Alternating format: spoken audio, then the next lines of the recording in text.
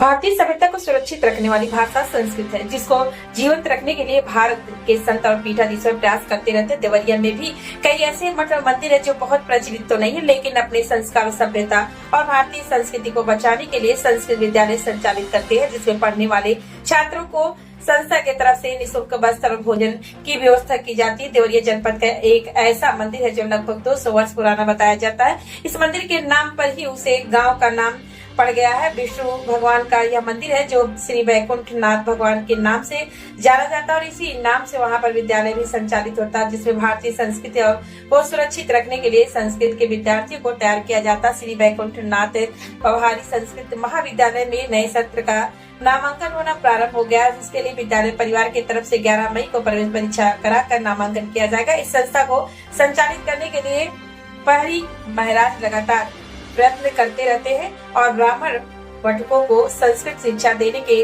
बाद भारतीय संस्कृति को सुसज्जित करने के लिए अग्रसरित कर दिया जाता है। वे ब्राह्मण पूजा पाठ, अनुष्ठान, यज्ञ आदि करके भारतीय संस्कृति को सुसज्जित करते हैं।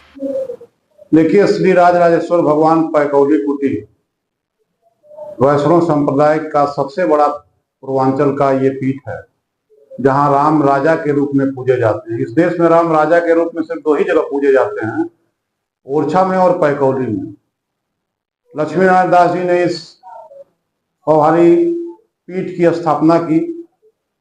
प्रथम पौहारी लक्ष्मी नारायण दास जी रहे और इसी पीठ का एक मंदिर बैकुंठपुर में है, जहां पंचम पौहारी उपेंद्र दास जी महाराज ने संस्कृत और संस्कृत इन दोनों की रक्षा और प्रचार के लिए एक संस्कृत विद्यालय महाविद्यालय की स्थापना की, जो संपूर्णानंद विश्वविद्यालय के अंतर्गत आने वाले क वर्गीय महाविद्यालयों में सबसे बड़ा महाविद्यालय है, जहां संस्कृत के अलावा आधुनिक विषय हिंदी, समाजशास्त्र, अंग्रेजी की भी शिक्षा दी जाती है।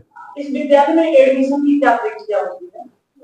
हमारे यहाँ एडमिशन के लिए अभी 11 मई को प्रवेश परीक्षा होने वाली है और हमारा ये महाविद्यालय आवासीय महाविद्यालय है। ये जो आवासीय है, इसमें छात्रों को क्या क्या सुविधा दी जाती है?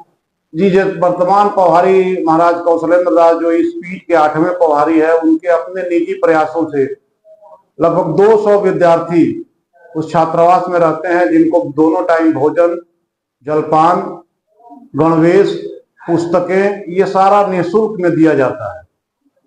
आप इस संस्था में किस पढ़ते हैं? मैं उस महाविद्यालय का व्यवस्थापक हूँ। मेरा नाम सिद्धार्थ शाही है।